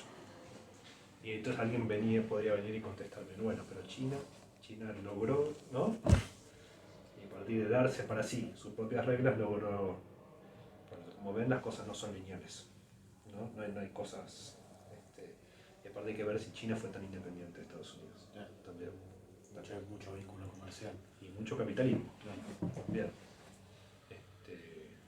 Bueno, todo eso influye en ese clima. Entonces está escribiendo en el 77, donde todo el lenguaje dependentista coloniza un poco el estructuralismo, porque eran los términos que se discutían en esa época. A partir de los años 80 van a ver que desaparece todo. Una vez después de la derrota política y militar, desaparece todo el signo de dependentismo. Va a volver después en los años 90 y hoy sigue existiendo el independentismo, ¿no? El independentismo, ¿dónde lo escuchan hoy? Fuerte. En la dependencia respecto del capital financiero. Por ejemplo, el discurso independentista se agarra de ello y explica que es el capital financiero que domina. A través de lo financiero domina lo productivo. Y si no se rompe ahí, ¿no? Vamos a volver sobre eso también, sobre esos discursos. De hecho, la teoría de dependencia van a mirar la semana que viene con Santiago, ¿no? Que fue un momento de esa discusión y van a haber variantes que son más explícitamente políticas, ¿no? Con explicaciones más de un estructural dependentismo, que son más interesantes, que mezclan cosas políticas con cosas económicas, en el texto de Cardoso y Faneto, es un clásico, ¿no? Muy interesante. Bien. Bueno, les queda todavía un poquito de paciencia, energía para que avancemos un poco más. ¿Vamos? Sí. Porque estos temas no son para 4 horas. No son para mantener la atención durante 4 horas. Ni para mí, para hablar durante 4 horas así.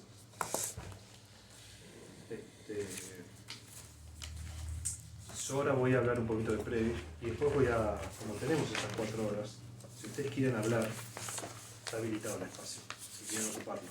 El espacio está, pero solamente se sostiene si lo sostenemos entre todos, ¿no? Bueno, sobre el texto de Previ no voy a decir mucho, no voy a desarrollar toda la argumentación. Quiero concentrarme en algunos puntos que a mí me parecen significativos para la línea argumental de la materia. Yo les dije, no sé si se los dije, si no se los dije, se los digo ahora. Me parece importante que cuando lean los textos, no los lean en sí mismos los textos. O sea, un texto tiene una lógica interna, pero lo que me interesa de ustedes es que vinculen el texto con la línea argumental que vamos desarrollando en la materia. Ustedes pueden ver que hay cosas que están en el texto que sirven para entender el texto, pero a lo mejor no son importantes para la materia. Lo importante cuando nosotros les damos un texto es articularlo a un eje. Entonces, cuando lean, el ejercicio que nosotros les pedimos que hagan es ese, de comprensión. Tratar de vincular aspectos de un texto con una discusión. Entonces, hay muchas cosas que yo ya dije que son el trasfondo de todo lo que dice Prebisch, no lo voy a repetir, que se superponen un poco con Octavio Rodríguez. Me voy a concentrar en algunos aspectos.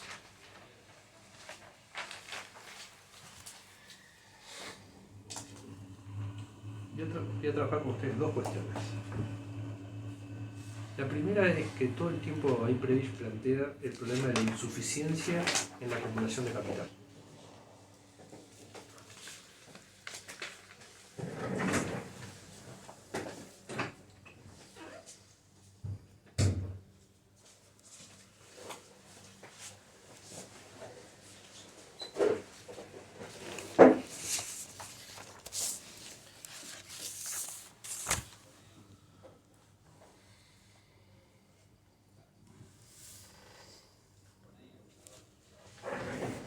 Se produce, la periferia produce. Cuando se produce un excedente. Un excedente uno lo puede ver de muchas formas. Por ejemplo, que se usan insumos y se obtiene un producto, ¿no? Y que el valor del producto es superior a los insumos.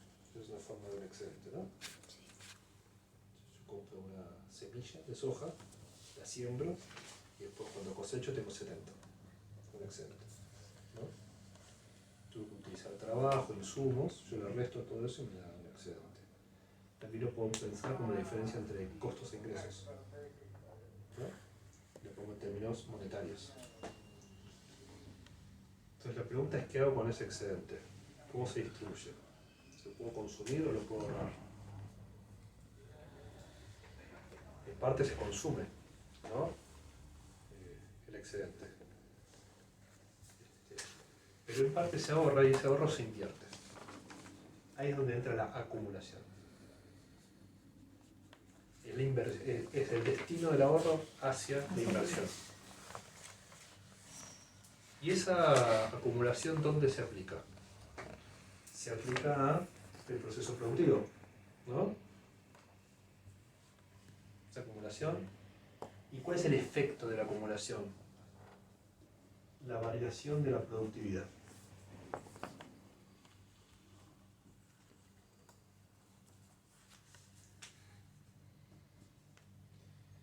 entiende esto? Si alguno se distrajo un segundo y necesita, es importante porque todo lo que viene después, si no se entiende esto, no lo sigue. La palabrita acumulación, que a lo mejor acá hay un sentido preciso de la palabra acumulación. Acumulación es yo compro una máquina más potente que antes, más eficiente. Reemplazo una máquina vieja por una máquina nueva. Entonces produzco más, y produzco más, tengo más capacidad para generar excedentes. Si tengo más, puedo ahorrar más, puedo invertir más, puedo aumentar la productividad, ¿sí? Sí. ¿Se ve?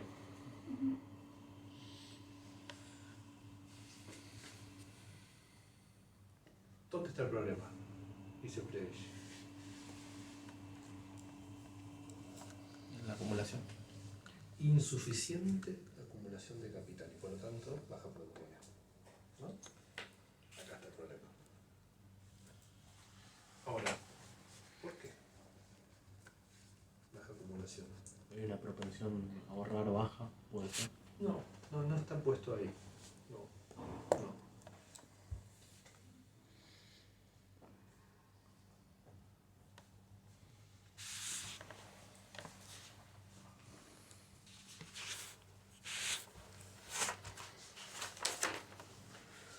¿Qué está en el texto ahora? Piénselo ustedes. Puede ser que lo que dice Prebisch es que en realidad la acumulación tiene que ser más intensa quizás en la periferia y no en el centro. Sí, en parte como el argumento de los Herchenkron, el que viene de atrás y quiere ponerse al día tiene que hacer Tiene que un hacer esfuerzo mejor. más rápido, ¿no? No hay esa masa de capital. Exacto, no cuenta con el capital inicial para comenzar sería la ese falta de proceso. ahorro, ¿no? Entonces necesita, por ejemplo, préstamos. Ese podría ser, pero no es el argumento principal. Puede ser que porque el desarrollo de la periferia es imitativo, dice, no es innovador, Bien, ¿qué quiere decir eso? que no innova en nuevas técnicas, digamos, sino que es una imitación de lo que ocurre en el mundo. Y cuando terminó de imitarla, el centro ya desarrolló algo nuevo, porque tiene más capacidad de invertir con la acumulación que tuvo. Sí, pero más despacio. Carácter imitativo. Pero carácter imitativo no solo de las técnicas. Porque uno podría decir, yo importo técnicas para acumular. Las máquinas que compro, las compro afuera. No habla solamente de las técnicas, él habla de la cultura, Eso, es más amplio el es problema. como el cambio estructural también. A ver, empezamos a desarmar eso del carácter imitativo. Los propietarios de los medios de producción. ¿Quiénes son básicamente? Terratenientes. Sí. ¿No? ¿Qué hacen con el excedente? ¿Lo invierten en tecnificarse o desarrollan un patrón de consumo imitativo de la cultura europea del centro? Lo segundo. Entonces, en Europa tuvieron 150 años de revolución industrial y fueron aumentando la capacidad productiva y diversificando su patrón de consumo, ¿no? De alguna manera,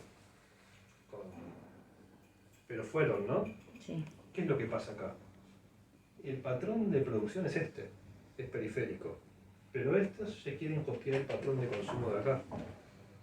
Y en realidad estos, cuando estaban en este nivel de capacidad productiva, su patrón de consumo era más limitado. Entonces estos de acá contratan arquitectos para hacerse un palacio a lo francés. ¿No? Si uno va por Retiro, si va por el centro de Buenos Aires, va a encontrar el momento de esplendor de Argentina, que parte del excedente, más que comprar máquinas, ¿no? Era darse la gran vida. Era darse el estilo que tenían los ricos de la época. Tampoco, Prebisch no está haciendo una acusación moral, de diciendo, uy, qué lujo. Lo que está diciendo es, eso debería destinarse a otra cosa.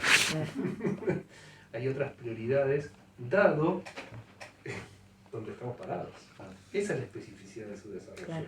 No es que esté mal que un rico tenga un consumo de lujo, es que en ese momento ese destino hacia el consumo lo está desviando de la acumulación.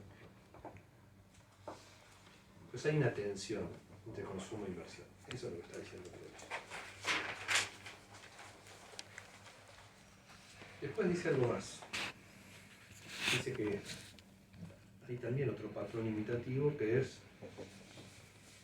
que ciertos sectores de la clase media tienden a tener un patrón imitativo también de cómo se organiza el Estado en los países desarrollados.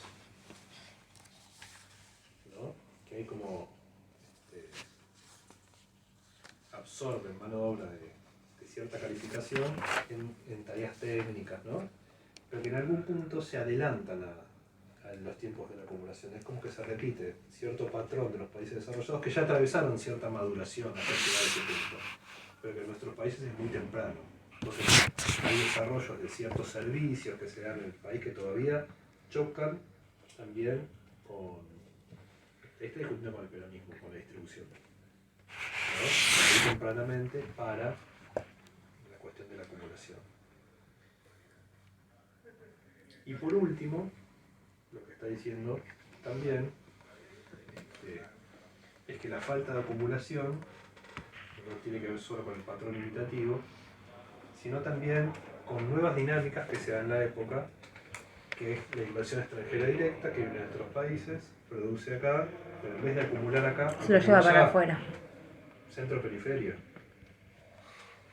Ya tenemos acá las empresas norteamericanas produciendo, pero acumulando allá. ¿No? O sea, allá lo llevan para mejorar las técnicas productivas y después traen acá para explotarlo acá. ¿Es lo que le llama absorción espuria de la fuerza de trabajo? Eso es lo segundo. Eso es lo segundo. Espuria en el sentido de que hay gente que es empleada en actividades que no tienen aumento de productividad, sino que son una diversificación de la demanda sin aumentar la productividad. ¿No? O sea que a lo mejor se invierte pero en actividades que no hay acumulación creciente. Entonces la pregunta es, una fábrica, vamos a comprar máquinas para hacer mayor escala para hacer sillas, entonces la unidad, el costo por unidad de cada silla va a ser menor, puede ser una fábrica para hacer sillas de distintos colores. La diferencia es que uno aumenta la productividad y el otro no. ¿Se ve la diferencia? Sí. Ahora, mientras tanto en el mundo, la demanda se empieza a diversificar pidiendo sillas de colores. En el mundo. Pero Prebisch está diciendo que tenemos un problema de escala, primero. Las dos cosas son ciertas. En el centro se empieza a pintar sillas de colores cuando ya tienen la escala, ¿no? Ya empiezan a hacer sillas de todos los colores. Para poder venderle a todos, cobrar un poquito más porque le dé el color que le gusta a cada uno. Entonces también es un poco viejo el planteado de Prebisch pensar que la acumulación es solo aumento de productividad, ¿no? También por esa diferenciación de producto. Pero bueno, todavía eso no estaba en la discusión. Lo que quiero decirles es que hay un diagnóstico de que la planificación del desarrollo implica este circuito. Tratar de ordenar un poco este circuito para promover la inversión y la acumulación de capital. A lo mejor restringir ciertos consumos, restringir que giren utilidades, ordenar el uso del excedente hacia la acumulación. Esa es la política de desarrollo. Y en esa época estaba muy legitimado. Hoy en día eso es denunciado como falta de libertad, ¿no? Hoy en día. Alguien que quiere hacer una política de desarrollo orientada al excedente, dice, pero ¿por qué alguien va a decidir sobre el excedente si es mío? ¿No? La discusión ahora se explotó. Bien, esa es una de las cuestiones. La cuestión de la acumulación. Y la idea de un actor que en nombre del bien colectivo aspira a organizar las condiciones de acumulación para impulsar el proceso de desarrollo. Ese es el proyecto. Todo lo que va a venir después del neoliberalismo es impugnar esa idea. ¿No? Esa misma idea. Que se va a impugnar por dos razones. Primero, por orden moral, porque eso está mal. Y lo otro, porque va a decir que es ineficiente. Por las dos cosas. Pero dejemos esa discusión. Estoy muy tentado todo el tiempo de irme de ahí, pero prometo contenerme yo más. Entonces, ahí hay una cuestión importante que Prebisch es muy claro y es un autor muy claro cuando habla de estas cuestiones. Segunda cuestión que me interesa que está planteada en el texto, pero no está tan desarrollada y sí me interesa, que es la cuestión de la democratización y la acumulación. Fíjense lo siguiente.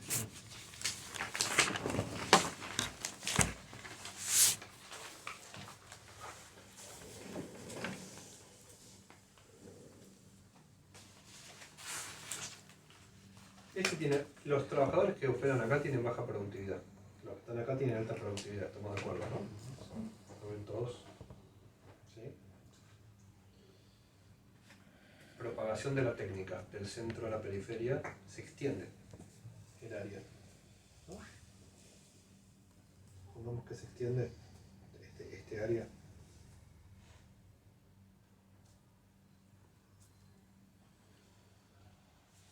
También pensemos que si no se extiende el área, acá surge una técnica nueva y esto que alta productividad se vuelve obsoleto. Así que todo el tiempo hay movimientos acá, o se extiende o se achica, ¿no? Porque todo el tiempo hay cambio. Supongamos que esto está operando con alta productividad y hay un proceso de industrialización en la periferia que nos permite aumentar la productividad, el área de alta productividad de la economía, haciendo una simplificación. Está lleno de zonas grises, ¿no? Sí. Estoy haciendo blanco y verde. Sí, sí. Vuelvo acá, porque quiero hacer el contraste. Acá están todos con alta productividad. Viene una nueva técnica que vuelve obsoleta a una vieja que se empieza a volver de baja productividad. Pero el trabajador ya está pasando a producir con la nueva, ¿no?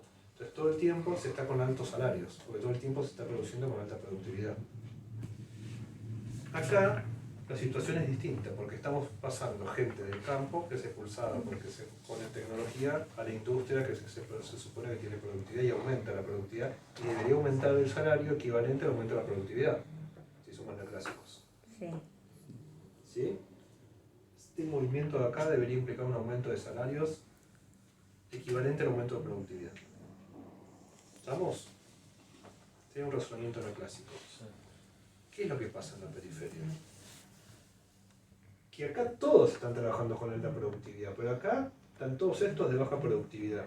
Entonces, como hay un exceso de trabajadores de baja productividad, cuando hay un nuevo trabajo de alta productividad, hay gente que está dispuesto a trabajar por menor salario. Con más productividad. No entendí, perdón. No, yo tampoco. Vos lo entendiste, a ver si vos lo podés explicar mejor que yo. Cuando estás pasando de hacia los trabajadores de baja productividad, quieren ir a los empleos de mayor productividad, pero están dispuestos a ganar menos que los que ya están ahí. Solo por tener un empleo de mayor productividad. Vamos a ponerle números, a ver si se aclara. Acá tenemos productividad 8. Supongamos que eso es equivalente a salario 8. ¿No? Acá tenemos productividad 6, equivalente a salario 6. ¿No? Esto que digo productividad equivalente a salario es si yo fuese un sindicalista neoclásico. Sí. Yo produzco tanto, exijo que me paguen eso. Ahora, aparece un nuevo empleo acá de productividad 8. Pero hay algunos que está dispuesto a pasar ahí por 7. Porque está compitiendo con todos otros que quieren entrar ahí. ¿No? 7. ¿Quién se queda con esto? El empresario. El empresario. Por producir en la periferia. Se supone que eso en el centro no pasa. Porque todos Eso no, exactamente. ¿Lo quieren ver más claro todavía? Empresas de Estados Unidos yendo a producir en China con bajos salarios. Con niveles de productividad que podían tener en Estados Unidos en algunos trabajos equivalentes, pero por estar en China, que está lleno de gente que está en el campo todavía, que va pasando a la ciudad, ¿no? Que van regulando menos salarios. O si en China la dinámica ya fue por un lado, se van para Tailandia, se van para Indonesia. ¿Sí? Que pueden pagar por tareas más o menos iguales menor salario. ¿Por qué? Porque operan en estructuras heterogéneas y no homogéneas. Claro, y todos los que quieran pasar del campo a ese empleo, hasta podés conseguir gente que vaya, no sé, que uno que acepte 6,5. Exactamente. O sea que hay una presión. Porque sigue saliendo igual del trabajo de baja productividad. Hay una presión a la baja del salario por la existencia de esta gente expulsada todo el tiempo, y más sobre todo cuando estás industrializando el campo. Claro, en cualquier momento me quedo sin nada directamente. Bueno, cuando No te sé. quedaste sin nada es porque completaste el circuito. No, pero pienso, si estoy en el campo Ah. y no agarro, si me siguen expulsando, en algún momento no me voy a quedar eso sin nada. Sí. Ahora, esto es pensar en términos neoclásicos, que cada uno va al mercado por su cuenta. ¿Qué es lo que dice Prebisch? Esto no es así. la gente se organiza. Entonces, esto de acá se empiezan a organizar y empiezan a pedir 8. Con baja productividad. Con baja productividad y empieza el conflicto acá distributivo. Entonces, Prich va a decir que el proceso es insuficiente acumulación de capital. Entonces, ¿por qué el empresario de acá venía a producir acá si no es para pagar 7? Porque si no, para producir con más escala, produce ahí. Si viene acá es para pagar 7. Claro. Salvo en el frigorífico, no va a ir a alta productividad, tiene que pagar lo que tiene que pagar. Pero en las actividades que se expanden, busca pagar 7. Ahora, si todos esos que entran a trabajar acá se organizan, y ahí están los sindicatos peronistas, y piden 8, se empieza a resentir la acumulación. Y empieza a haber un conflicto entre la organización de los trabajadores y la acumulación. El trasfondo de todo ese problema es que producimos bienes que tienen baja rentabilidad y que no alcanzan para tener ganancias altas y salarios altos. Entonces, o salarios o ganancias. Mientras que acá, este excedente da para pagar ganancias y salarios. Es parecido a lo del patrón de consumo limitativo en cierto También. sentido. Sí, todo un trasfondo que tiene que ver con eso. Ahora, entonces el proceso de democratización que dice Previch, que es que los trabajadores puedan organizarse para pelear por su salario, en las condiciones de la periferia conduce a una crisis de acumulación. A no ser que haya una transformación estructural. Que este proceso de acumulación avance lo suficiente para empezar a compatibilizar. Y lo que dice Previch es que en los años, ese proceso en un momento no tuvo la fuerza suficiente. Y la disputa distributiva fue más fuerte que ese proceso de acumulación. Y eso es lo que explica la crisis. Repito, si fui muy rápido. Ya están un poco cansados. No. ¿Se entiende? Sí.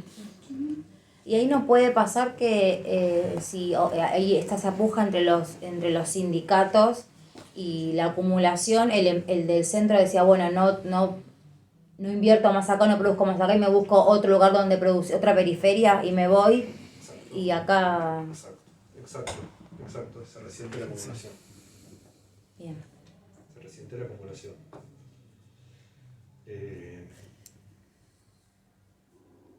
Entonces, todo esto se entronca además con la inflación. Porque ¿qué puede pasar en un momento determinado? Se invierte, entran trabajadores, piden más salarios, los empresarios dan, pero se resiente la acumulación, ¿cómo responden? Aumentan los precios. Y empieza la espiral de precios y salarios, ¿no? Y hay un desplazamiento del conflicto. La raíz del conflicto está acá, pero se empieza a manifestar en la inflación. Esa inflación se da en un determinado contexto estructural, que es el de la heterogeneidad, que es distinta de la inflación en una estructura homogénea. En otro texto, ¿no? Ese que les di, en otros textos, Previch va a decir, las políticas monetaristas pueden funcionar o no ahí, pero acá, no. acá el problema no es monetario, se expresa en lo monetario, pero tiene otra raíz. Sí. Igual Entonces, creo que lo dice un poco en el texto a sí, eso. algo lo dice, pero no lo desarrolla. Si querés arreglar lo de la periferia con política monetaria, es peor todavía. Claro, no... Y no tarde o temprano se vuelve a expresar la... Claro. En otro texto, Previch lo dice contrario. La política monetaria en la periferia lo que tiende es a provocar una recesión. Y esa recesión tiende a generar desempleos. Y ese desempleo es el que tiende a intentar crear la voluntad de los trabajadores para pelear por la democratización. Entonces la política monetaria tiene un fin político.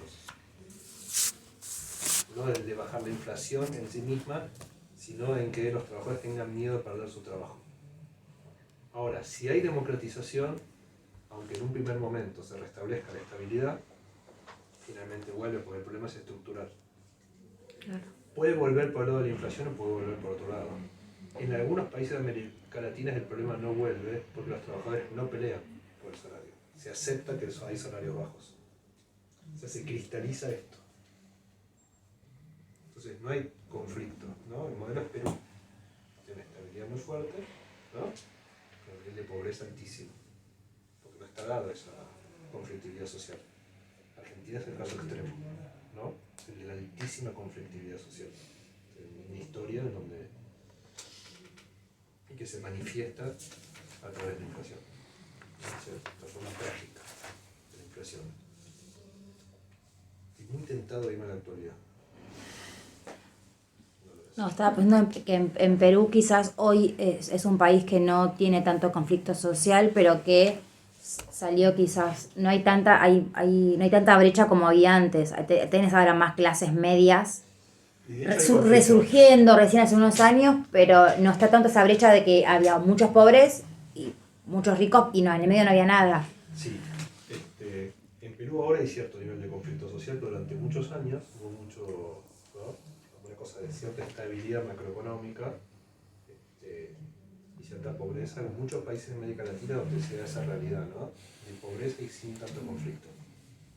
A lo mejor en los países donde hay más clase media y más conflicto por otra cuestión cultural. Sí. Argentina siempre es como un laboratorio muy interesante teóricamente, ¿no? Porque para vivir es un problema, pero como laboratorio siempre es... Lo que plantea Prebisch es como un conflicto entre la demanda interna y la inversión, ¿no? Ahí, en el modelo económico. Entre la demanda interna... Claro, los salarios y la productividad. Sí. Bueno, sí. Sí, salario y el consumo empresario también. O sea. Claro, están todos los elementos. Lo que está diciendo es que la clave es la aceleración de la acumulación. Como que si eso se detiene, todo lo demás no funciona. O solo funciona a costa de la democratización. Fíjense que ese texto de Prebisch está escrito en nivel 76. ¿Qué pasó ese año? ¿Cómo se resuelve el conflicto? Con dictadura. Democratización y acumulación. ¿Cómo se restablece la acumulación? ¿No? Lo que está diciendo está explicando eso. Que esa situación política es respuesta a una cuestión económica. Y bueno, y no lo tenemos resuelto, este problema todavía. Lo tenemos en llaga, ¿no? En carne viva. Entonces yo les decía, en la clase pasada, cuando hablamos de Zen y el desarrollo humano y sostenible y la nueva agenda y todos unos nuevos temas, pero estos temas siguen siendo importantes. Siguen estando, digamos, siguen siendo muy, muy relevantes para pensar, a pesar de que la agenda está con otros temas. Bueno.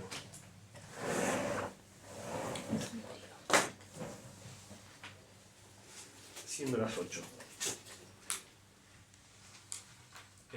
Sobre el texto de Prebisch, ¿algo quedó?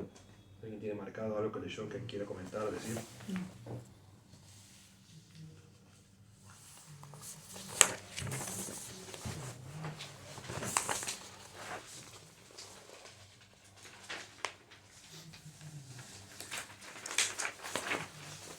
No.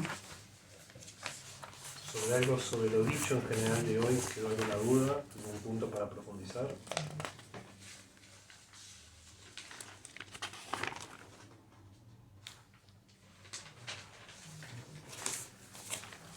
Perfecto, súper claro. Voy a imprimir otro texto entonces, el de Rodríguez.